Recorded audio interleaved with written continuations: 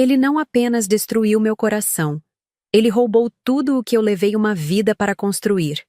As palavras escaparam dos meus lábios como um sussurro enquanto eu observava o horizonte de São Paulo pela janela do meu escritório no 20º andar. Lá embaixo, a cidade pulsava em seu ritmo frenético, alheia à tempestade que se formava dentro de mim. Os arranha-céus refletiam o sol poente, criando um espetáculo dourado que contrastava com a escuridão das minhas memórias. Meu nome é Eduarda Santos. E esta é a história de como perdi tudo, 2 vezes, e ainda assim encontrei forças para me reconstruir. Cresci em Petrópolis, numa casa de tijolo aparente no alto de uma ladeira íngreme. Uma casa bonita por fora, mas que escondia segredos sombrios entre suas paredes. Desde pequena, aprendi a reconhecer os sinais. O barulho do carro do meu pai, Rodrigo, chegando mais tarde que o normal. O cheiro forte de cachaça que emanava dele quando subia as escadas. O som abafado dos gritos que inevitavelmente viriam. "Você não serve pra nada, Vilma. Nem mesmo um jantar decente consegue fazer." A voz dele reverberava pela casa enquanto minha mãe se encolhia num canto da cozinha. Eu, escondida atrás da porta do meu quarto, segurava com força meu urso de pelúcia desgastado, como se ele pudesse absorver meu medo. Em noites como aquela, deitada na minha cama estreita, eu fazia promessas ao teto descascado. Promessas que se transformaram em orações, que se transformaram em um mantra que me acompanharia por toda a vida. Um dia eu saio daqui. Um dia construo minha própria vida. Um dia ninguém mais vai me fazer sentir pequena. O auge do horror aconteceu quando eu tinha 15 anos. Minha mãe, cansada de tanta humilhação, confrontou meu pai. Foi a primeira e única vez que a vi enfrentá-lo. E foi também a última vez que a vi de pé por semanas. O punho fechado de Rodrigo acertou o rosto dela com tanta força que o barulho ainda ecoa nos meus pesadelos. Vilma caiu como uma boneca de pano, o sangue escorrendo do supercílio rompido. Naquela noite, enquanto cuidava dos ferimentos da minha mãe, algo morreu dentro de mim. A menina assustada deu lugar à jovem determinada.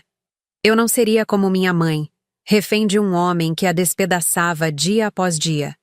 Eu seria dona do meu próprio destino, e para isso precisava sair daquela casa, daquela cidade, daquela vida. A oportunidade surgiu 2 anos depois, quando a dona Conceição, proprietária da padaria onde eu trabalhava aos finais de semana, ofereceu-me um emprego em tempo integral. Terminei o ensino médio à noite e economizei cada centavo que ganhava. Dona Conceição, uma viúva de origem humilde que havia construído seu próprio negócio, tornou-se mais que minha chefe. Foi minha primeira mentora. "Menina, dinheiro é como água. Se você não souber direcionar, ele escorre pelos dedos", dizia ela, enquanto me ensinava os segredos da administração em seu pequeno escritório nos fundos da padaria. À noite, depois de horas amassando pães e atendendo clientes, eu devorava livros emprestados da biblioteca municipal. Economia, finanças, administração. Qualquer coisa que me desse conhecimento para construir uma vida melhor. Enquanto minhas colegas de escola sonhavam com namorados ou festas, eu sonhava com independência financeira e um futuro longe das sombras do meu passado. Aos 19 anos, já tinha economizado o suficiente para dar o próximo passo. Numa manhã de domingo, com uma mochila nas costas e um nó na garganta, despedi-me da minha mãe. Vilma não chorou. Seus olhos, há muito tempo, pareciam ter secado todas as lágrimas. Apenas segurou minhas mãos entre as suas, calejadas de anos de trabalho doméstico e maus tratos. "Vá, filha, construa uma vida melhor do que a minha." E assim parti para São Paulo, com apenas 2.800 reais no bolso e uma determinação feroz de nunca mais olhar para trás. O que eu não sabia é que o passado tem formas cruéis de nos alcançar, mesmo quando acreditamos tê-lo deixado para trás. Na capital paulista, a realidade me golpeou com a mesma força dos punhos do meu pai. A cidade era uma selva de concreto, indiferente aos sonhos de uma garota do interior.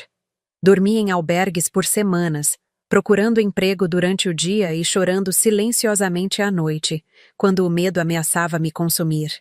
Foi num desses momentos de desespero, sentada num banco da Praça da República com o último pedaço de pão no estômago e os últimos reais no bolso, que encontrei a primeira luz no fim do túnel. Um anúncio no jornal que alguém havia deixado no banco. Procura-se atendente para a cafeteria na Vila Madalena. Experiência em padaria. O destino, que até então parecia conspirar contra mim, finalmente me estendia a mão. E eu a agarrei com todas as forças. O que eu não imaginava é que aquele pequeno anúncio não seria apenas o início da minha reconstrução, mas também o primeiro passo para um caminho que me levaria a conhecer o homem que quase destruiria tudo o que eu conquistei. Maurício Almeida. A cafeteria Aroma em Grão na Vila Madalena tornou-se meu refúgio naquela São Paulo intimidadora. O cheiro de café fresco e pão recém-saído do forno lembrava-me da padaria de Dona Conceição, criando um elo confortável com o passado que eu tentava deixar para trás. Ricardo, o dono, era um homem exigente, mas justo. Reconheceu minha experiência e, principalmente, minha sede de aprender. Eduarda, você tem algo diferente nos olhos. Uma determinação que não vejo em muitos jovens hoje em dia, comentou ele após me observar reorganizar o estoque usando um sistema que criei para otimizar o espaço e o controle de validade dos produtos. O salário era modesto, mas suficiente para alugar um quarto numa república estudantil em Pinheiros. Dividi espaço com 3 outras mulheres, todas universitárias, todas com histórias de luta diferentes da minha, mas igualmente intensas. Ali, entre conversas noturnas e sonhos compartilhados, comecei a cicatrizar feridas que nem sabia que ainda sangravam. O trabalho na cafeteria era apenas o começo. Nas horas vagas, matriculei-me num curso técnico de administração. Dormia apenas 5 horas por noite, mas cada minuto de sono perdido era um investimento no meu futuro. Ricardo notou meu empenho e, após 1 ano, ofereceu-me o cargo de gerente assistente. Você entende do negócio, Eduarda. Tem visão estratégica. Não posso pagar muito, mas posso lhe dar experiência que dinheiro nenhum compra. Aceitei imediatamente. O novo cargo me permitiu aplicar na prática o que aprendia nos livros e no curso. Implementei mudanças no atendimento, criei um sistema de fidelidade para clientes frequentes e reorganizei a logística de compras. Em 6 meses, o lucro da cafeteria aumentou em 30%. Foi nessa época que conheci Sheila, uma cliente habitual que sempre pedia um cappuccino duplo e passava horas trabalhando em seu notebook. Descobri que ela era analista de investimentos em um banco de médio porte. Após semanas de conversas casuais sobre economia e mercado financeiro, ela me fez uma proposta que mudaria minha vida. Estamos precisando de uma assistente administrativa no departamento. Não paga uma fortuna, mas é porta de entrada para o mercado financeiro. Você tem potencial, Eduarda. Muito potencial. O salário era o dobro do que eu ganhava na cafeteria. Mais importante, era a oportunidade de entrar num mundo que sempre me fascinou.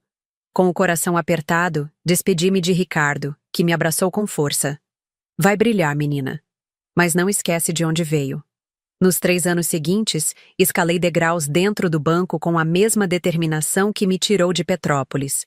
De assistente administrativa, passei a analista júnior, depois a analista pleno.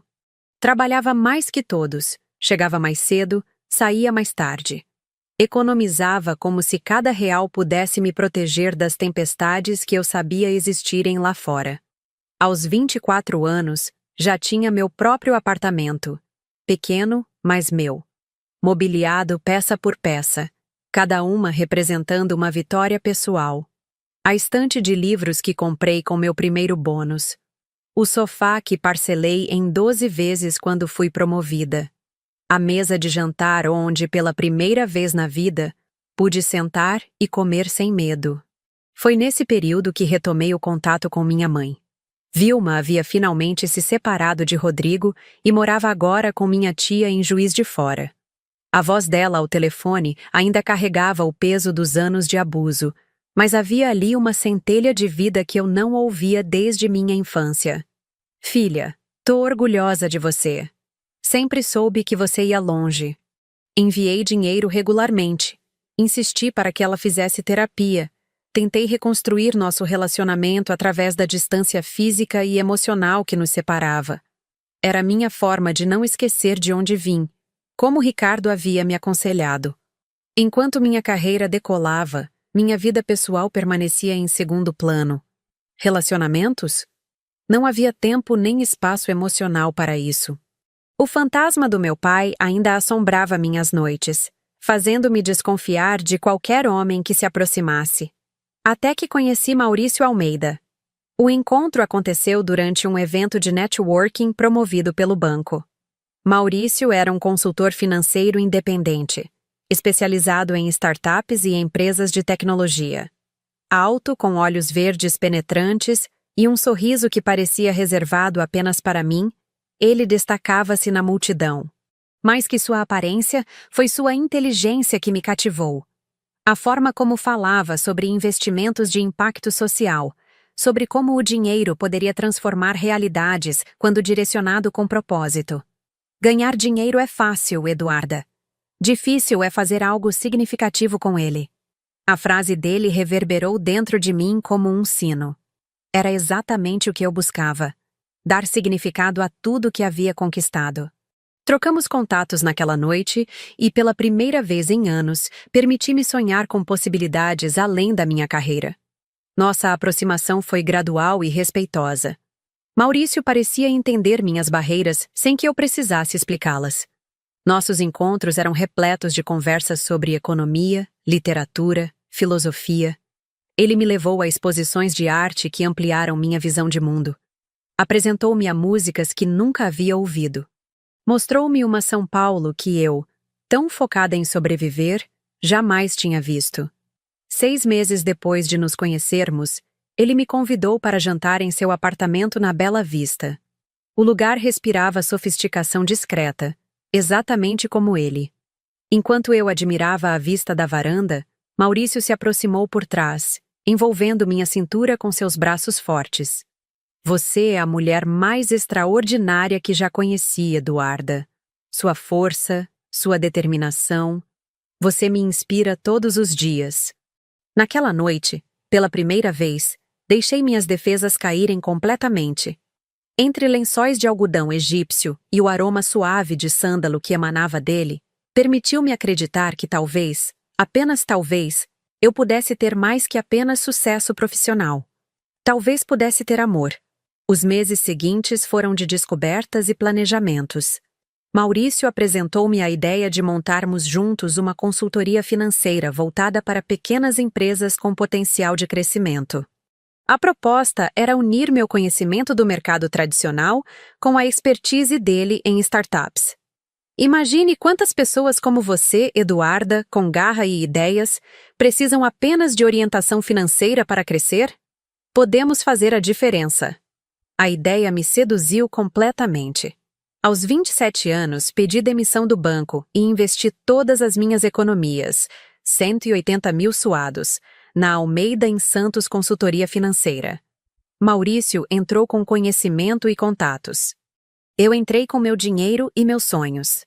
2 meses depois de abrirmos a empresa, em uma cerimônia íntima no Parque do Ibirapuera, tornei-me oficialmente Eduarda Almeida.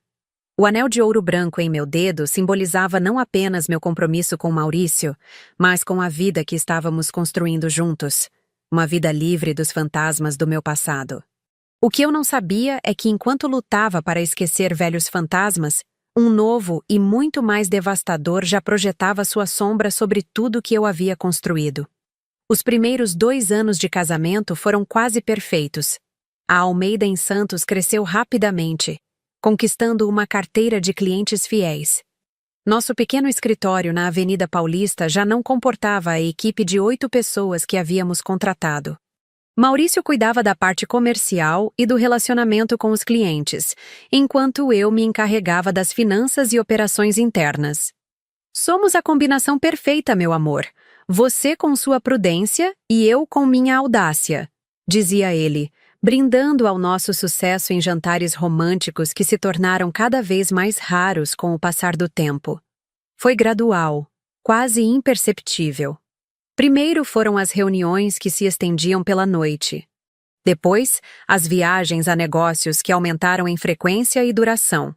Quando questionado, Maurício sempre tinha explicações perfeitamente plausíveis. Precisamos expandir, Duda. Imagine só. Consultoria em São Paulo, Rio de Janeiro, Belo Horizonte. Isso exige sacrifícios agora para colhermos os frutos depois. Duda. O apelido carinhoso que somente ele usava tinha o poder de desarmar qualquer insegurança minha. Quando ele me chamava assim, com aquele olhar que parecia enxergar até minha alma, eu esquecia todas as dúvidas. Esquecia as lições que a vida duramente me ensinara sobre confiar demais. A primeira red flag real surgiu durante uma reunião com a equipe. Apresentei um relatório financeiro que mostrava inconsistências em algumas transações. Nada alarmante, mas estranho o suficiente para merecer atenção. Maurício, precisamos falar sobre estas transferências para a Horizon Investments. Não me lembro de termos esse cliente. A mudança em seu semblante foi sutil, mas inegável. Por um instante fugaz, vi algo em seus olhos que nunca havia notado antes. Pânico. É um cliente novo, querida. Fechei contrato na semana passada, durante minha viagem a Brasília. Ainda não tive tempo de atualizar você. Aceitei a explicação, ignorando a sensação incômoda que se instalou em meu estômago. Afinal, confiança era a base do nosso casamento e da nossa sociedade, não era? E Maurício nunca havia me dado motivos para duvidar. Naquela mesma semana, contratamos Carolina Mendes, uma economista recém-formada pela USP.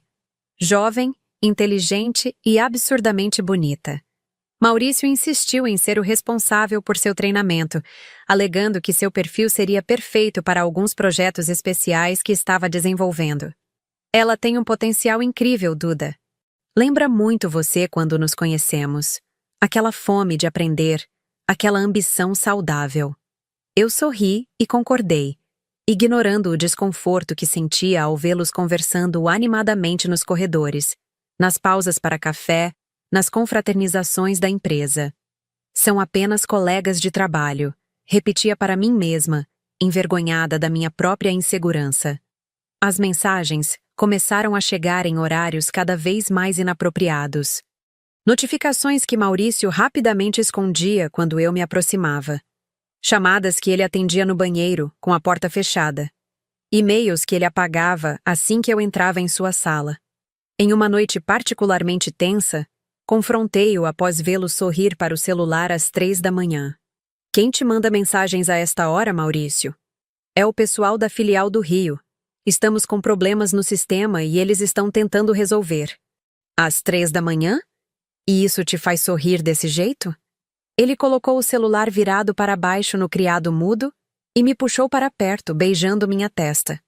Você anda muito estressada, amor. Precisamos tirar férias. Que tal Trancoso no próximo mês? Só nós dois, como na lua de mel. A promessa de férias que nunca se concretizaram. A intimidade que se esvaía como água entre os dedos. As explicações cada vez menos convincentes. Todos sinais que uma parte de mim registrava, enquanto outra desesperadamente tentava ignorar. Foi Helena, minha assistente, quem finalmente trouxe a questão à tona. Sempre discreta e eficiente, ela pediu uma conversa privada em uma sexta-feira, após todos já terem ido embora. Dona Eduarda, me desculpe a intromissão, mas como funcionária mais antiga e alguém que realmente admira a senhora, preciso compartilhar algo que está me incomodando. Meu coração acelerou instantaneamente. De alguma forma, eu já sabia o que viria a seguir. Carolina e o Sr. Maurício? Eles não estão sendo discretos. O escritório inteiro comenta. Eu não conseguiria me olhar no espelho se não alertasse a senhora. Agradeci a Helena com uma calma que não sentia e passei o final de semana inteiro em um estado de torpor emocional. Maurício havia viajado novamente. Outra reunião importante em Curitiba. Ou seria esse também mais um de seus elaborados disfarces? A segunda-feira chegou, e com ela, minha decisão. Se havia algo acontecendo, eu precisava ver com meus próprios olhos. Não confrontaria Maurício com base em rumores. Não acusaria meu marido, meu sócio, meu companheiro de vida, sem provas concretas. Anunciei a todos que precisaria viajar a Porto Alegre para visitar um cliente importante. Na verdade, instalei-me em um hotel próximo ao escritório e esperei. 2 dias se passaram sem nada de incomum. No terceiro dia, porém, o destino decidiu acabar com qualquer ilusão que eu ainda pudesse ter. Era quase meia-noite quando recebi uma notificação do sistema de segurança do escritório. Alguém havia desbloqueado a porta usando o código de Maurício. Intrigada, acessei as câmeras de segurança pelo meu celular. A imagem era cristalina, impiedosa em sua clareza. Maurício e Carolina entrando juntos, rindo, as mãos entrelaçadas. O beijo que compartilharam no elevador. A familiaridade com que ela se movia pela sala dele. Nossa sala. Algo dentro de mim se quebrou naquele momento. Não era apenas a traição amorosa que me dilacerava. Era a traição à minha confiança, aos nossos sonhos compartilhados, a tudo que construímos juntos. Com as mãos trêmulas, liguei o carro e dirigi até o escritório. O trajeto de 10 minutos pareceu eterno. Cada semáforo, cada esquina, uma chance para voltar atrás, para fingir que não sabia, para preservar a vida que havia construído com tanto esforço. Mas eu não havia fugido de um lar abusivo, não havia encarado São Paulo sozinha, não havia lutado contra cada obstáculo em meu caminho para agora me acovardar diante da verdade, por mais dolorosa que fosse. No silêncio do estacionamento vazio, respirei fundo e entrei no prédio. O segurança da noite, surpreso ao me ver, apenas assentiu respeitosamente. O elevador subiu lentamente até o 8º andar, cada segundo uma tortura. A porta da sala de Maurício estava entreaberta. Música suave escapava pela fresta, junto com o som de risadas e sussurros. Empurrei a porta com uma calma que não sentia. Ali, sobre a mesa onde tantas vezes discutimos projetos e sonhos para o futuro, Maurício e Carolina estavam envolvidos em um abraço íntimo que não deixava dúvidas sobre a natureza do relacionamento deles. Tão absortos estavam um no outro, que não perceberam minha presença até que eu falei, com uma voz que não parecia minha. Então é assim que você expande os negócios, Maurício? Os dois se separaram como se tivessem levado um choque. O rosto dele, sempre tão confiante, desfigurou-se em uma expressão de pânico e culpa. Carolina, cobrindo-se apressadamente, parecia mais irritada por ter sido interrompida do que propriamente envergonhada. Duda, eu posso explicar? Não é o que parece. As palavras dele soavam ocas, patéticas em sua previsibilidade. Como se seguisse um manual de traição. Capítulo 1. Negue o óbvio. Poupe-me, Maurício. Pelo menos tenha a dignidade de não me tratar como idiota agora. Virei-me para sair, incapaz de permanecer mais um segundo naquele ambiente que agora parecia contaminado por mentiras. Maurício correu atrás de mim, segurando meu braço com força. Por favor, Eduarda, vamos conversar. Isso foi um erro. Ela não significa nada para mim. Carolina, ainda na sala, soltou uma risada amarga. Engraçado.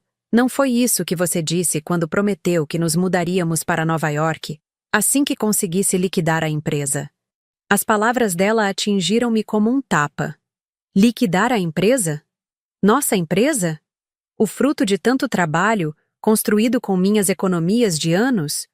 Desvencilhei-me da mão de Maurício e caminhei até o elevador, as lágrimas finalmente rompendo a represa de choque que as continha. Enquanto as portas se fechavam, ouvi a voz dele, desesperada.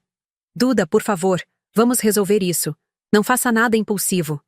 Dirigi até nossa casa. Não, minha casa. Em piloto automático. A mente entorpecida, o coração em pedaços. Passei a noite em claro, revirando cada momento dos últimos meses, identificando mentiras onde antes via apenas coincidências. Como pude ser tão cega? Amanhã trouxe uma nova onda de dor. Ao verificar nossas contas bancárias conjuntas, descobri que estavam praticamente vazias. As economias que mantínhamos para a expansão da empresa, quase R$ 1 milhão, haviam sido transferidas para uma conta desconhecida 2 dias antes. Ele não apenas destruiu meu coração, ele roubou tudo o que eu levei uma vida para construir. A frase ecoava em minha mente enquanto eu desabava no chão frio da cozinha, abraçando os joelhos como fazia quando criança, ouvindo meus pais brigarem do outro lado da parede. O ciclo que tanto lutei para quebrar parecia me envolver novamente em seus tentáculos cruéis. Mas algo havia mudado em mim. A menina assustada de Petrópolis havia se transformado em uma mulher que conhecia sua própria força. Uma mulher que já havia reconstruído sua vida uma vez e poderia... não, iria reconstruí-la novamente. Enxuguei as lágrimas com as costas da mão e levantei-me. O primeiro passo seria entender exatamente o que Maurício havia feito e quanto havia sido roubado. Depois contatar um advogado. Se ele pensava que eu desabaria como um castelo de cartas, estava prestes a descobrir o quanto se enganava. Uma voz dentro de mim, uma voz que soava estranhamente como a de Dona Conceição, sussurrou: Eduarda, dinheiro é como água. Quando uma fonte seca, você não morre de sede. Você cava outro poço. E era exatamente isso que eu faria. Cavaria outro poço, mais profundo, mais forte. E desta vez, apenas eu teria acesso a ele. Os dias que se seguiram à descoberta da traição de Maurício foram um borrão de dor, raiva e incredulidade. Enquanto eu tentava entender a extensão dos danos, ele desapareceu completamente. Seu celular estava desligado, seus pertences pessoais haviam sumido do apartamento, e Carolina também não apareceu mais no escritório. O golpe financeiro foi devastador.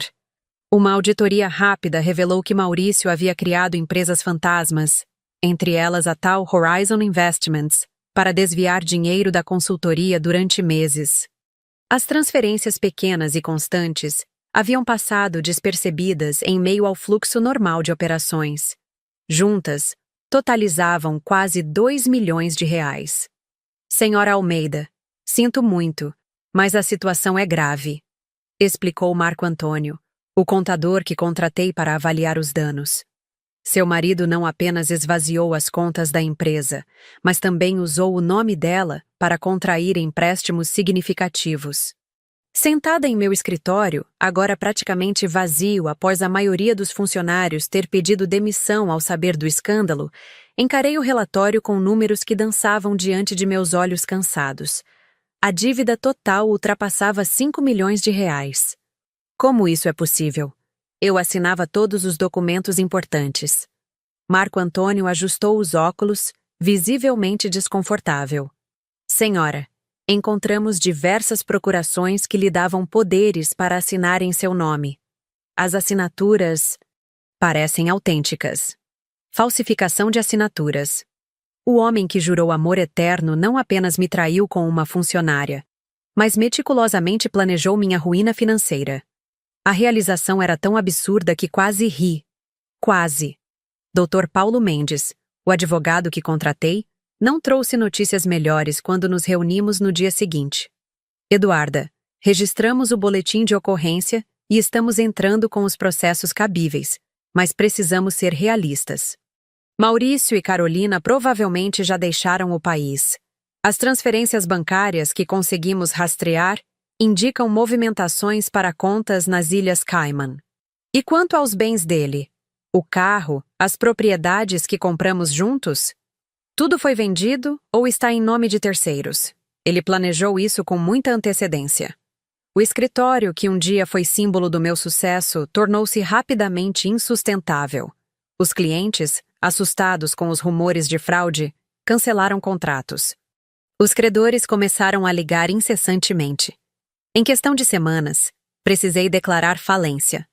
O apartamento na Vila Nova Conceição, pelo qual pagamos, ou melhor, pelo qual eu paguei, mais de R$ 1 milhão de entrada, foi tomado pelo banco devido às hipotecas que Maurício havia feito usando o imóvel como garantia.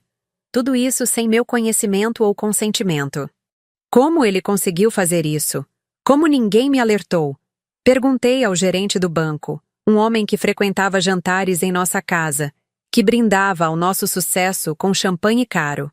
Senhora Almeida, Seu marido era muito persuasivo, e as procurações pareciam perfeitamente legais. Persuasivo. A palavra ecoou em minha mente como uma sentença. Maurício havia me persuadido a confiar nele, a amá-lo, a construir uma vida com ele. E eu, que me orgulhava da minha independência e força, havia caído como uma adolescente apaixonada. Com o apartamento perdido e sem recursos para manter qualquer padrão de vida minimamente similar ao que tinha antes, mudei-me para um pequeno conjugado em Santana, zona norte de São Paulo. Vendi o que restou dos meus pertences: joias, roupas de marca, o relógio Cartier que Maurício me dera em nosso primeiro aniversário de casamento. Cada item vendido era como cortar um pedaço do passado, doloroso, mas necessário. As noites eram o pior. Deitada em um colchão no chão daquele apartamento minúsculo, eu me perguntava como havia chegado ali. Em apenas um mês, passei de empresária bem-sucedida a uma mulher falida e sozinha. Os credores me perseguiam, ex-clientes me olhavam com pena ou desconfiança, e meu nome, antes sinônimo de competência, agora estava manchado pela fraude de Maurício. A queda foi tão rápida e violenta que não tive tempo de processar cada golpe. Foi num desses momentos de desespero total que liguei para a única pessoa que poderia entender completamente minha dor. Minha mãe. Mãe, eu perdi tudo. Solucei ao telefone, finalmente permitindo que a barragem de emoções contidas se rompesse. Vilma, que raramente demonstrava emoções após anos de sofrimento, surpreendeu-me com a firmeza de sua resposta. Você perdeu coisas, Eduarda. Não tudo. Ainda tem o que mais importa. Você mesma. As palavras simples de minha mãe, carregadas de uma sabedoria adquirida através de sua própria dor, acenderam uma pequena chama em meio à escuridão que me consumia. Venha para Juiz de Fora. Fique com a gente até você se reerguer, ofereceu ela. Por um momento considerei aceitar. Seria mais fácil fugir de São Paulo, das memórias, das dívidas, da humilhação. Mas algo dentro de mim se rebelou contra essa ideia. Fugir seria admitir derrota. Seria dar a Maurício a satisfação final de ter me quebrado completamente. Obrigada, mãe. Mas preciso resolver isso aqui. Naquela mesma noite, sentada no chão de meu apartamento vazio, com apenas um abajur iluminando um caderno surrado, comecei a planejar minha reconstrução. Era como voltar à estaca zero, mas desta vez com um fardo adicional. Dívidas gigantescas e um nome manchado no mercado. O fundo do poço tem uma vantagem. Quando você está nele, só resta uma direção para seguir: para cima. A manhã de terça-feira chegou com uma chuva fina e persistente, típica do inverno paulistano. Envolvi-me no único casaco decente que me restava e caminhei até a estação de metrô. Meu destino?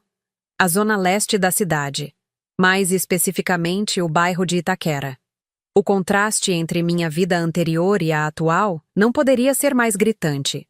Troquei saltos altos por tênis gastos, táxis por metrô lotado, reuniões em salas climatizadas por encontros em lanchonetes simples. Cada adaptação doía, mas também me fortalecia de alguma forma estranha.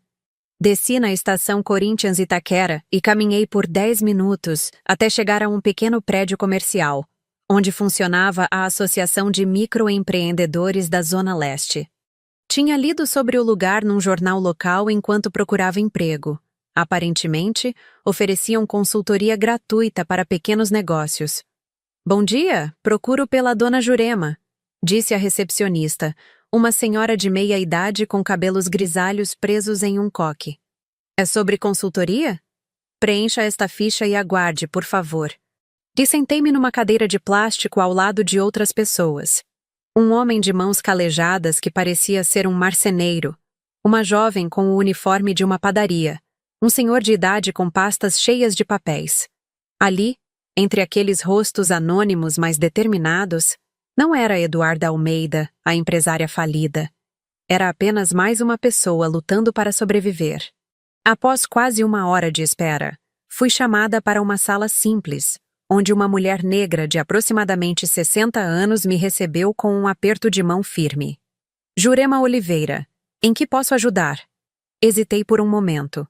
Como explicar tudo o que havia acontecido? Como admitir que um dia dei consultoria para empresas milionárias, agora precisava de ajuda básica para recomeçar? Sou Eduarda Santos, disse, optando por usar meu nome de solteira. Preciso de um emprego ou alguma forma de renda. E pensei que talvez pudesse oferecer serviços de consultoria financeira para pequenos empreendedores. Jurema me observou com olhos perspicazes que pareciam enxergar muito além das minhas palavras cuidadosamente escolhidas. Sua ficha diz que você tem experiência como analista financeira e foi empresária. Por que está aqui e não em algum banco da Avenida Paulista? A pergunta direta me pegou desprevenida. Considerei mentir, inventar alguma história sobre mudança de carreira ou busca por propósito. Mas algo nos olhos de Jurema, uma mistura de desconfiança e compreensão, me fez optar pela verdade. Fui traída por meu sócio, que era também meu marido. Ele desviou dinheiro da empresa, contraiu empréstimos em meu nome e fugiu do país com outra mulher. Estou falida, com um nome sujo e sem referências que não estejam manchadas pelo escândalo. Esperei ver julgamento ou pena no rosto de Jurema. Em vez disso, vi algo inesperado. Reconhecimento. Conheço essa história, disse ela, recostando-se na cadeira. Não a sua especificamente, mas já vi esse filme muitas vezes. Homens que usam mulheres como escada e depois as chutam quando não precisam mais delas. Ela abriu uma gaveta e retirou um maço de folhetos. Temos um programa aqui que oferece microcrédito para mulheres recomeçarem após situações de abuso. Financeiro, emocional, físico. Chama-se Sementes. Não é muito dinheiro, mas pode ser um começo. Folheei o material com mãos trêmulas. Um empréstimo de R$ 5.000, a ser pago em 36 meses, com carência de 6 meses e juros bem abaixo do mercado. E o que eu poderia fazer com isso? O que você sabe fazer, Eduarda? De verdade, sem títulos impressionantes ou cargos bonitos. Qual é sua habilidade mais básica? A pergunta me fez refletir profundamente. Despida das conquistas externas, o que restava? O que eu realmente sabia fazer? Entendo de dinheiro. Respondi finalmente. Sei como ele funciona, como fazê-lo crescer, como evitar armadilhas financeiras. Jurema sorriu pela primeira vez desde que entrei em sua sala. Então comece por aí. Neste bairro, temos centenas de microempreendedores que não sabem diferenciar o lucro do faturamento, que fazem empréstimos predatórios porque não entendem de juros compostos, que misturam as finanças do negócio com as pessoais. Eles precisam de alguém que fale a língua deles, não de um consultor de terno que usa palavras em inglês. Saí daquela reunião com mais do que um folheto de microcrédito. Saí com uma semente de ideia. Talvez eu pudesse usar meu conhecimento financeiro não para grandes empresas, mas para pessoas comuns, trabalhadores que lutavam para manter pequenos negócios e sustentar suas famílias. Nas semanas seguintes, mergulhei nesse novo mundo. Frequentei as reuniões da associação, conheci dezenas de microempreendedores e escutei suas histórias. Marmiteiras que alimentavam operários em canteiros de obras. Costureiras que produziam uniformes escolares. Mecânicos que consertavam motos em oficinas improvisadas nas garagens de suas casas. Em cada conversa, em cada história de luta, eu me reconhecia. Não era mais a executiva de salto alto da Avenida Paulista. Era novamente a menina de Petrópolis que lutava para sobreviver, mas agora com um conhecimento valioso para compartilhar. Minha primeira cliente foi Dona Zefa, uma senhora de 68 anos que vendia bolos caseiros no trem metropolitano. Seu sonho era abrir uma pequena loja no bairro, mas não conseguia economizar o suficiente. Não entendo, minha filha. Vendo tudo o que faço, mas no fim do mês, mal sobra para o aluguel. Sentada à mesa simples da cozinha dela, com um caderno quadriculado e calculadora à mão, fiz algo que nunca havia feito nos tempos de consultoria de luxo. Anotei cada centavo de despesa, desde o custo dos ovos até o gás utilizado para assar os bolos. Dona Zefa, a senhora está vendendo abaixo do custo. Cada fatia de bolo custa R$ 3,80 para fazer, incluindo seu tempo e transporte. mas a senhora vende por 3,50. Os olhos dela se arregalaram em choque. Mas se eu aumentar o preço, ninguém vai comprar. Vamos descobrir juntas. Reformulamos sua estratégia. Em vez de vender fatias avulsas por um preço que não cobria os custos, criamos combos.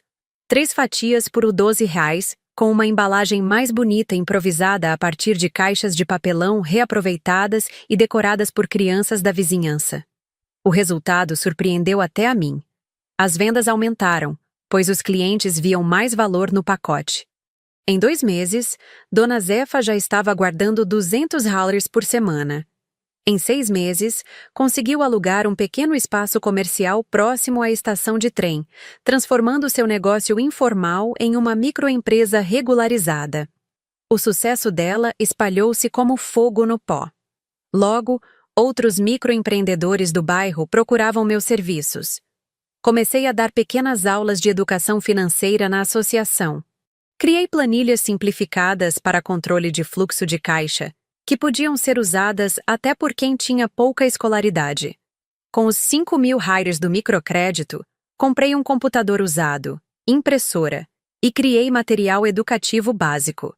Trabalhava 16 horas por dia, dividindo meu tempo entre consultorias individuais e aulas em grupo. O dinheiro que ganhava era pouco. Às vezes recebia em produtos como quentinhas, cortes de cabelo ou concertos no apartamento.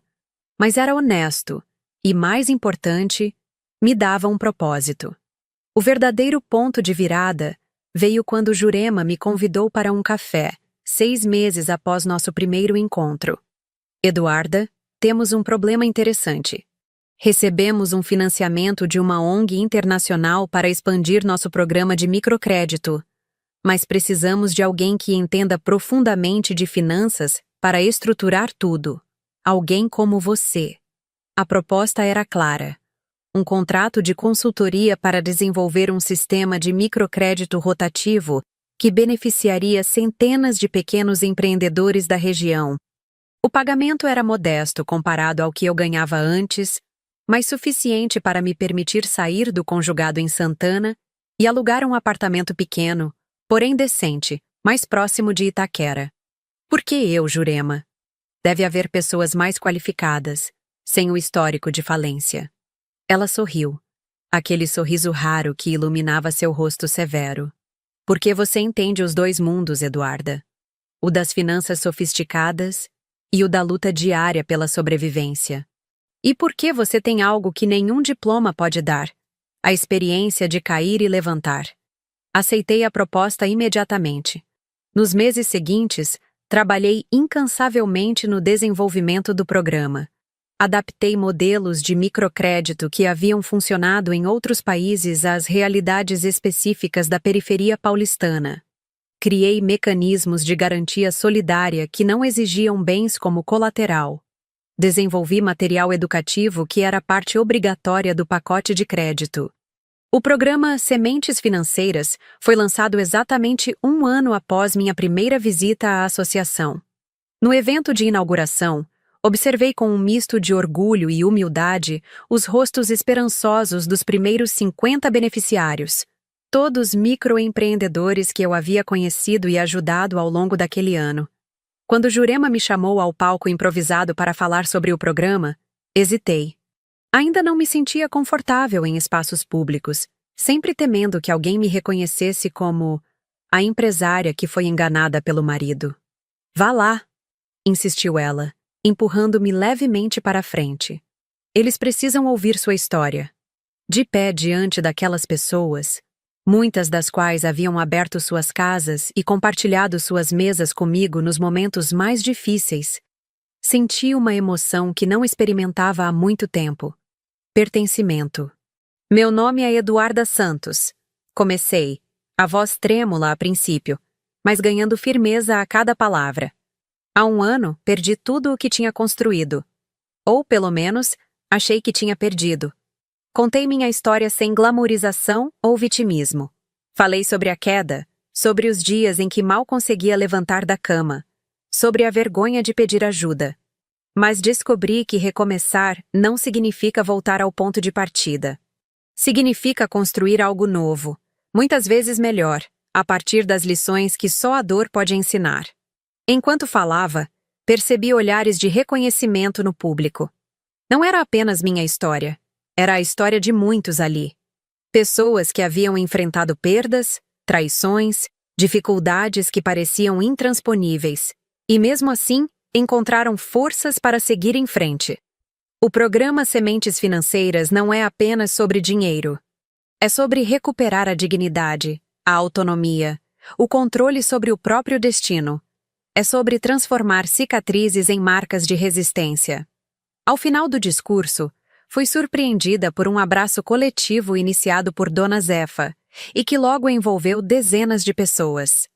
Naquele momento, cercada por aqueles que me acolheram quando eu nada tinha a oferecer além de conhecimento, entendi que havia encontrado muito mais que um meio de sobrevivência. Havia encontrado um novo propósito.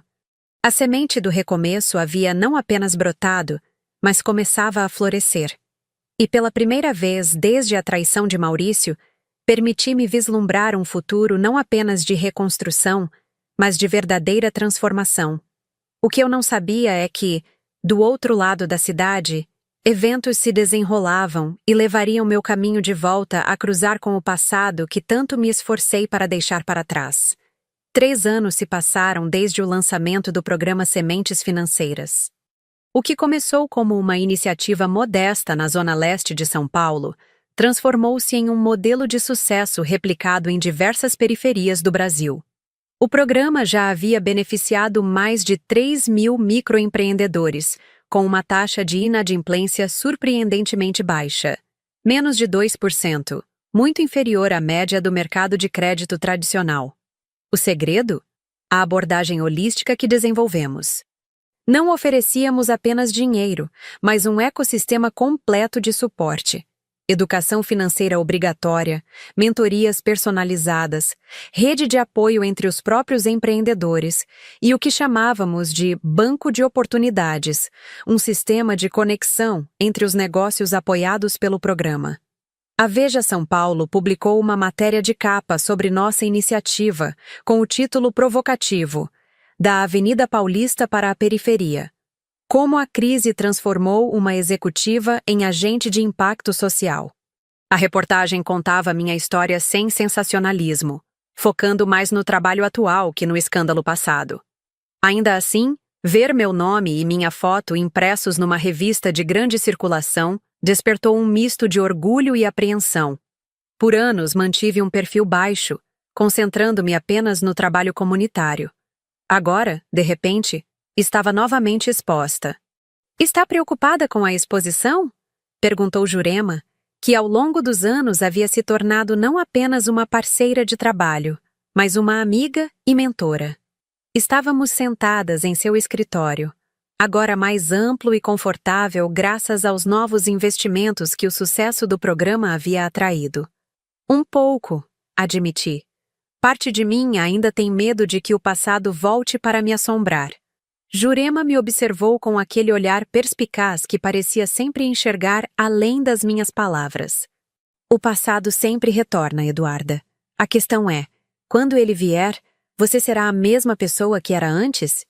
A pergunta ficou ecoando em minha mente enquanto dirigia de volta para casa. Um apartamento modesto, mas aconchegante, em Vila Matilde.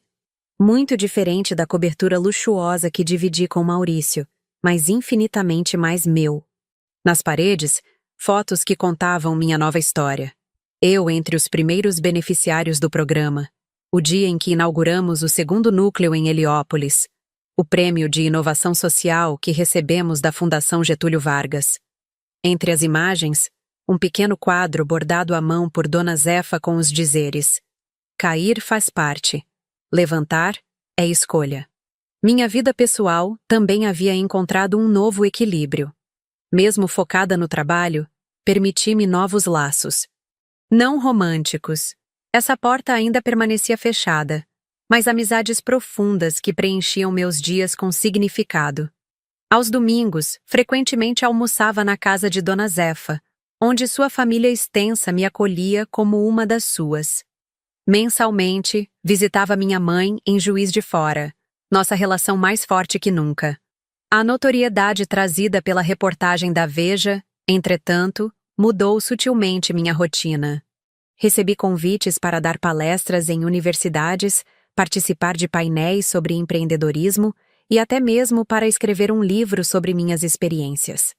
Após alguma hesitação, aceitei alguns desses convites, vendo neles uma oportunidade de ampliar o impacto do trabalho que desenvolvíamos. Foi durante uma palestra na Fundação Dom Cabral que o passado finalmente me encontrou. Estava no palco, compartilhando os princípios do programa Sementes, quando notei um burburinho no fundo do auditório. Uma mulher havia entrado atrasada e parecia procurar um lugar para sentar. Por um instante, nossos olhares se cruzaram, e o reconhecimento foi imediato e mútuo. Carolina Mendes. A mulher com quem Maurício fugiu. A cúmplice no roubo que destruiu minha vida anterior. Por um segundo, perdi completamente o fio da apresentação. Minha mente foi inundada por memórias que achei ter superado. A cena no escritório, as contas bancárias vazias, os dias de desespero absoluto. Mas então, algo inesperado aconteceu.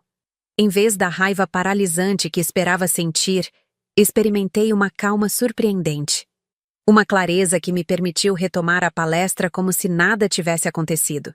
Concluí minha apresentação com uma mensagem sobre resiliência, a capacidade não apenas de sobreviver às adversidades, mas de usar a dor como combustível para a transformação pessoal e coletiva. Enquanto o público aplaudia, meus olhos procuraram Carolina novamente, mas ela havia desaparecido. Após responder algumas perguntas da plateia, fui abordada por um dos organizadores do evento. Eduarda, há uma pessoa que insiste em falar com você. Normalmente não interrompemos o networking pós-palestra, mas ela parece bastante perturbada. Está na sala de espera do organizador. Meu coração acelerou. Sabia exatamente quem era. Tudo bem, vou falar com ela. Caminhei pelo corredor com passos firmes, minha mente um turbilhão de perguntas. O que Carolina queria? Por que procurar-me depois de tanto tempo? Estaria Maurício também em São Paulo? Ao entrar na pequena sala, encontrei-a sentada, os olhos fixos na porta. Não era mais a jovem deslumbrante que vi nos braços de meu marido naquela noite fatídica. Parecia mais velha do que os anos justificariam, com olheiras profundas e uma expressão de permanente apreensão. Eduarda, disse ela levantando-se. Obrigada por me receber. Mantive distância, avaliando-a com cautela. O que você quer, Carolina? Ela respirou fundo, as mãos trêmulas segurando uma pasta de documentos. Primeiro, quero dizer que sei que nenhum pedido de desculpas jamais será suficiente pelo que fizemos a você. Não espero perdão. Então o que espera? Justiça, e talvez uma chance de remediar parcialmente o mal que causamos. Carolina abriu a pasta e estendeu uma pilha de documentos para mim. Estes são registros de todas as contas offshore que Maurício abriu. Extratos bancários, senhas, documentos de incorporação de empresas fantasmas. Tudo o que você precisa para provar judicialmente a fraude e, potencialmente, recuperar parte do dinheiro. Olhei para os papéis sem tocá-los, desconfiada. Por que você faria isso? Por que agora? Ela afundou novamente na cadeira, subitamente parecendo muito pequena e vulnerável. Por que Maurício fez comigo exatamente o que fez com você? Usou-me e depois descartou-me quando encontrou alguém mais útil aos seus propósitos. A ironia da situação não me escapou. A mulher que ajudou a destruir minha vida agora estava diante de mim, também destruída pela mesma pessoa. Quanto tempo depois de fugirem ele te abandonou? 8 meses. Assim que conseguiu estabelecer contatos no mercado financeiro de Lisboa usando minhas conexões familiares. Saí de casa um dia e quando voltei, ele havia levado tudo. Dinheiro, documentos, até meu passaporte. Parte de mim queria sentir satisfação com seu sofrimento, justiça poética para quem participou da minha ruína. Mas outra parte, a parte que havia aprendido dolorosamente sobre empatia nos últimos anos, reconhecia a dor genuína em seus olhos. E você levou 3 anos para decidir fazer isso? Carolina baixou o olhar, envergonhada. Levei 3 anos para juntar coragem e recursos para voltar ao Brasil. Maurício. Ele tem conexões perigosas agora. Pessoas que não hesitariam em me machucar se soubessem o que estou fazendo. Peguei finalmente os documentos, folheando-os rapidamente. Pareciam legítimos. Extratos bancários de Cayman, Luxemburgo e Suíça, contratos assinados por Maurício, registros de transferências milionárias. Por que não levou isso direto à polícia? Porque parte do dinheiro ainda está em contas que estão tecnicamente no meu nome, embora eu nunca tenha tido acesso a elas. Se eu aparecesse sozinha, provavelmente seria presa como cúmplice. E por que... Ela hesitou brevemente. Porque você merece ser a pessoa a fazer isso. É seu direito. Ficamos em silêncio por alguns momentos. O peso das revelações pairando entre nós como uma nuvem densa. Onde ele está agora? Perguntei finalmente. Dubai. Casado com a filha de um oligarca russo. Construiu toda uma nova identidade como consultor de investimentos para ultra-ricos. Usa o nome de Miguel Santoro agora. A informação provocou menos reação em mim do que eu esperava. O homem que ela descrevia parecia um estranho. Alguém desconectado da minha realidade atual. Vou analisar estes documentos com meu advogado, disse, guardando a pasta em minha bolsa. Não prometo nada, nem posso garantir que você não enfrentará consequências legais por seu papel nisso tudo. Carolina assentiu, resignada. Eu entendo. Só peço que considere que eu também fui vítima, mesmo tendo sido primeiro uma vilã na sua história. Enquanto caminhava de volta ao saguão principal, onde os participantes do evento se reuniam para o coquetel, refleti sobre o estranho encontro. Há 3 anos, teria dado tudo para ter em mãos os documentos que agora carregava. Teria visto neles a chance de vingança, de recuperar o que me foi tirado. Agora, porém, meus sentimentos eram mais complexos. A possibilidade de finalmente provar a fraude e recuperar parte do dinheiro era bem-vinda, mas não parecia mais tão central quanto antes. O dinheiro não mudaria o que construí desde então. Não alteraria a pessoa que me tornei através da adversidade. Encontrei Jurema no coquetel, conversando animadamente com alguns investidores sociais interessados em replicar nosso modelo em outras regiões. Ao ver minha expressão, ela se desculpou com o grupo e me puxou para um canto mais reservado. O que aconteceu? Você parece ter visto um fantasma. Mais ou menos isso, respondi, e contei-lhe brevemente sobre o encontro com Carolina e os documentos. Jurema ouviu atentamente, sem interromper. Quando terminei, ela perguntou simplesmente: E o que você vai fazer? A resposta veio com uma clareza surpreendente. Vou seguir os procedimentos legais. Se conseguir recuperar algum dinheiro, ele será investido integralmente no programa Sementes. Não quero um centavo para mim. Jurema sorriu, aquele sorriso raro que iluminava todo o seu rosto. Isso, minha filha, é o verdadeiro poder da resiliência. Não é apenas sobreviver à tempestade, mas usar a água da chuva para fazer crescer um jardim que alimentará a muitos. Naquele momento, entendi que a verdadeira vingança contra Maurício não seria fazê-lo pagar financeiramente, embora isso também devesse acontecer. A verdadeira vitória era ter transformado a destruição que ele causou em algo construtivo, algo maior que minha dor pessoal. Enquanto voltava para casa naquela noite, refleti sobre o longo caminho que havia percorrido. Da menina assustada de Petrópolis à executiva bem-sucedida da Avenida Paulista. Da mulher devastada pela traição à agente de transformação nas periferias de São Paulo. Cada versão de mim carregava suas próprias cicatrizes e aprendizados.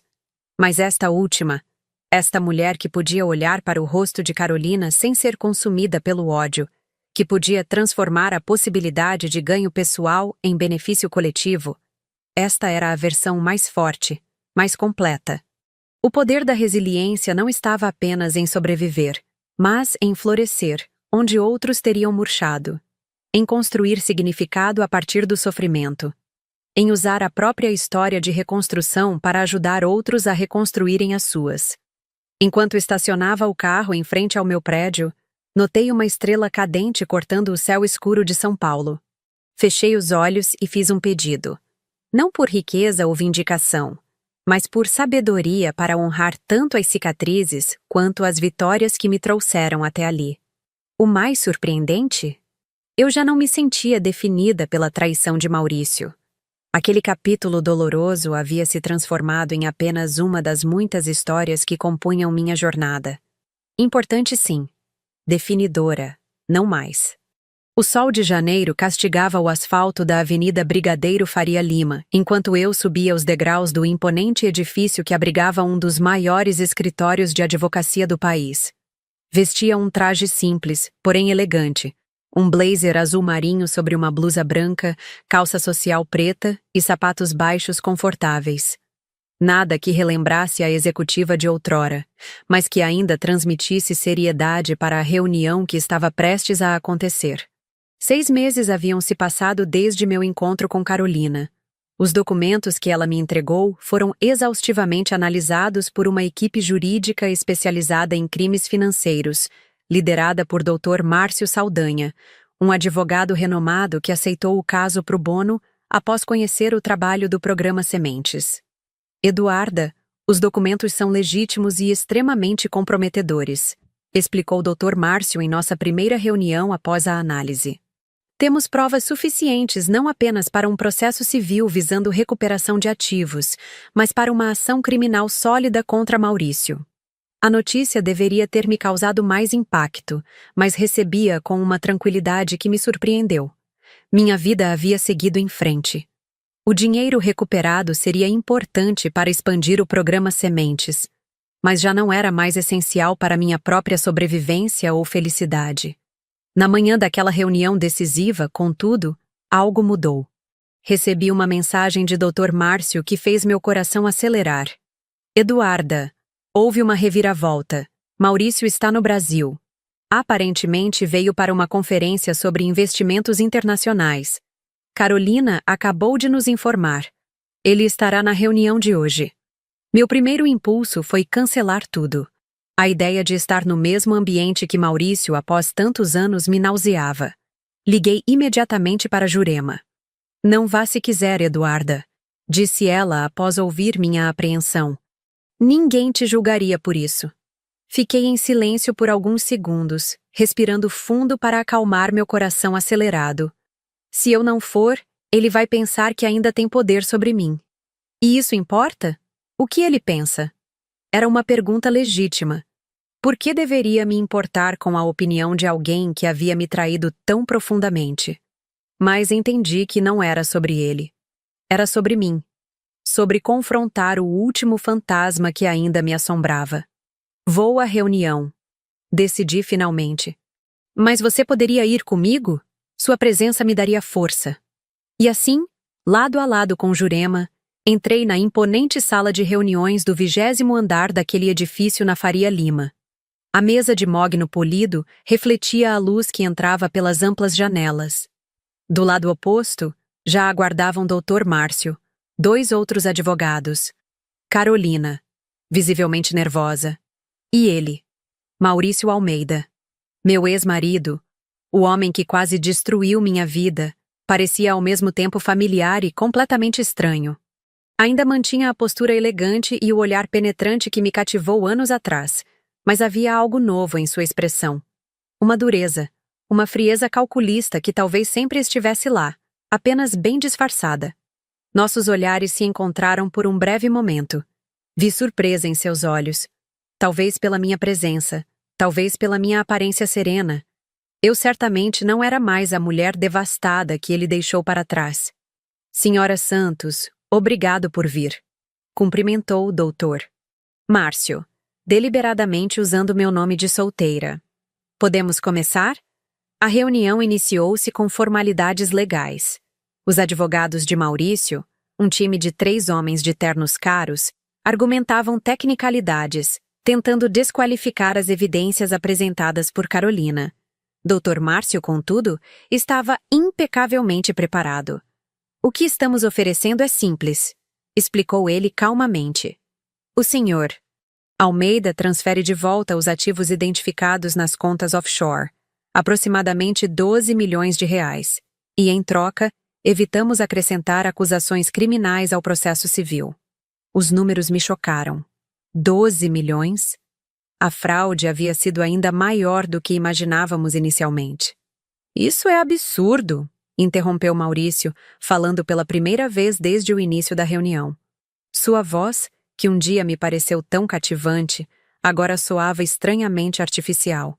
Carolina está inventando histórias por vingança. Qualquer documento que ela tenha fornecido foi obtido ilegalmente ou falsificado. Carolina encolheu-se ligeiramente, mas manteve-se firme. Dr. Márcio apenas sorriu educadamente. Justamente por isso trouxemos também os registros obtidos diretamente dos bancos através de cooperação judicial internacional. O juiz Heleno Barbosa, da 4ª Vara de Crimes Financeiros, já emitiu ordem de bloqueio preventivo das contas. Estamos aqui apenas por cortesia, para oferecer um acordo antes que o caso se torne público. A menção ao bloqueio das contas e a possibilidade de exposição pública fez com que Maurício empalidecesse visivelmente. Ele sussurrou algo para seu advogado principal, que pediu uma breve pausa para consultas privadas. Enquanto eles saíam da sala, permaneci sentada, observando a vista de São Paulo pela janela. A cidade que quase me devorou, mas que também me deu uma segunda chance. Você está bem? Perguntou Jurema discretamente. Estranhamente, sim. Ele parece tão pequeno agora. Era verdade. O homem que por tanto tempo habitou meus pesadelos como uma figura poderosa e ameaçadora, parecia, à luz daquele dia ensolarado, apenas um fraudador comum, acuado pela perspectiva de enfrentar as consequências de seus atos. Quando Maurício e seus advogados retornaram, a atmosfera havia mudado. O semblante arrogante dera lugar a uma expressão tensa, calculista. Estamos dispostos a negociar, anunciou o advogado principal. Mas queremos garantias de que não haverá processo criminal se aceitarmos devolver parte dos valores. Parte? Questionou o Dr. Márcio, arqueando uma sobrancelha. 7 milhões. É o que resta disponível nas contas identificadas. Dr. Márcio olhou para mim, aguardando minha orientação. Todos os olhares da sala convergiram em minha direção, incluindo o de Maurício. Era a primeira vez em anos que eu tinha qualquer poder sobre ele. E a sensação era estranhamente libertadora. Aceito os 7 milhões, disse calmamente. Sob 2 condições. Maurício inclinou-se ligeiramente para a frente, claramente surpreso com minha assertividade. Primeira, além do dinheiro, quero uma confissão por escrito, detalhando toda a fraude. Não para usar nos tribunais, mas para meu arquivo pessoal. Absolutamente não. Interveio um dos advogados de Maurício. Isso seria admissão de culpa que poderia ser usada posteriormente. Ela ficará sob sigilo com meu advogado, com penalidades severas caso seja divulgada. Rebati. Mas quero isso no papel, com a assinatura dele. Houve uma breve discussão entre Maurício e seus advogados. Por fim, relutantemente, eles concordaram, desde que o documento tivesse cláusulas estritas de confidencialidade. E a segunda condição? Perguntou o advogado principal, visivelmente irritado. Respirei fundo antes de anunciar o que para mim era o mais importante. Todo o dinheiro recuperado será investido no programa Sementes Financeiras, tornando-se um fundo permanente para microcrédito em comunidades vulneráveis. Quero Maurício como signatário da doação, com seu nome verdadeiro no documento de constituição do fundo. Um silêncio tenso se instalou na sala. Maurício me encarou com uma mistura de confusão e desconfiança. Por que isso? Perguntou ele diretamente a mim, pela primeira vez desde que nos reencontramos. Porque quero que cada centavo que você roubou de mim ajude pessoas que você nunca se importou. Quero que o dinheiro que ia financiar seu estilo de vida luxuoso crie oportunidades para quem luta diariamente para sobreviver. E quero que seu nome esteja vinculado a algo genuinamente bom. Talvez a única coisa positiva que você terá deixado neste mundo. Minha resposta o pegou de surpresa. Por um breve momento, vi algo em seu olhar. Não arrependimento. Maurício provavelmente era incapaz disso. Mas talvez um lampejo de compreensão sobre a mulher que eu havia me tornado. Após mais consultas entre Maurício e seus advogados, eles finalmente concordaram com todas as condições. Os documentos seriam preparados imediatamente e a transferência dos fundos ocorreria em até 72 horas. Quando a reunião se encerrava e todos começavam a se levantar, Maurício se aproximou de mim, mantendo ainda uma distância respeitosa. "Você mudou, Duda", disse ele, usando o antigo apelido que um dia soou carinhoso, mas agora parecia apenas fora de lugar. "Você não", respondi simplesmente, sem raiva ou ressentimento, apenas constatando um fato. Saí da sala sem olhar para trás. Jurema ao meu lado, sentindo como se um peso enorme tivesse sido finalmente removido dos meus ombros. O confronto que tanto temi acabou sendo o ritual de encerramento que eu precisava para virar completamente a página. No elevador, Jurema apertou minha mão em um gesto silencioso de apoio. "Sabe o que é mais incrível?", comentei. Eu passei anos imaginando o que diria se um dia o encontrasse novamente. Ensaiei discursos furiosos, acusações, até mesmo implorações por explicações. Mas quando finalmente aconteceu, descobri que não havia mais nada a dizer. "Porque você não precisa mais de validação ou explicações dele", respondeu Jurema sabiamente. Sua cura não dependia deste encontro. Ela estava certa. Minha reconstrução já estava completa muito antes daquela reunião. O confronto com Maurício não foi um ponto de virada, mas apenas a confirmação de uma jornada já percorrida. 3 dias depois, recebi a confirmação.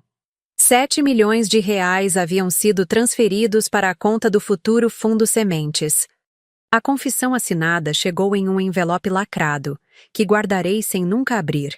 Sua existência é suficiente, seu conteúdo irrelevante. Na mesma semana, Maurício deixou o Brasil, retornando a Dubai. Carolina, por sua vez, evitou consequências legais graças à sua cooperação, mas decidiu permanecer no país, aceitando trabalho voluntário no programa Sementes como parte de seu próprio processo de redenção. Enquanto assinava os documentos de constituição do fundo, com Jurema, doutor, Márcio e a equipe do programa ao meu lado, refleti sobre o longo e tortuoso caminho que me trouxe até ali. A dor que um dia achei que me destruiria acabou sendo a força propulsora que me transformou. As perdas abriram espaço para novos ganhos, diferentes, mais significativos. No final das contas, disse para Jurema enquanto brindávamos modestamente ao sucesso da negociação, talvez eu devesse agradecer a Maurício. Ela me olhou surpresa. Se ele não tivesse me traído e roubado, eu jamais teria conhecido Dona Zefa, você, todos os empreendedores que cruzaram meu caminho. Nunca teria descoberto este propósito que agora dá sentido aos meus dias. Jurema sorriu, seus olhos brilhando com sabedoria. Não agradeça a ele, Eduarda. Agradeça a si mesma. Foi você quem escolheu usar a dor como combustível em vez de desculpa. Foi você quem decidiu reconstruir, não apenas a sua vida, mas a vida de tantos outros no processo. O sol se punha sobre São Paulo, pintando o céu com tons de laranja e rosa. Da janela do escritório na Zona Leste, tão diferente das vistas luxuosas da Faria Lima, contemplei a cidade que testemunhou minha queda e minha ascensão. Uma cidade de contrastes brutais, de oportunidades desiguais, de histórias interrompidas e recomeçadas. Uma cidade que, assim como eu, continha dentro de si infinitas possibilidades de reconstrução. 5 anos após o acordo com Maurício, em uma manhã ensolarada de sábado, encontrei-me diante de um pequeno palco improvisado no coração da comunidade de Heliópolis. Uma faixa colorida anunciava: inauguração do 10º Centro Sementes, dedicado à memória de Dona Zefa. Dona Zefa nos deixou no ano anterior, aos 78 anos, tranquilamente durante o sono. Sua pequena confeitaria, agora administrada por sua neta Jéssica, havia se tornado uma referência no bairro e empregava 7 mulheres, todas beneficiárias do programa Sementes. O Fundo Sementes, constituído com o dinheiro recuperado de Maurício, permitiu-nos expandir o programa para além de São Paulo. Agora estávamos presentes em 8 cidades brasileiras, com mais de 15 mil microempreendedores apoiados.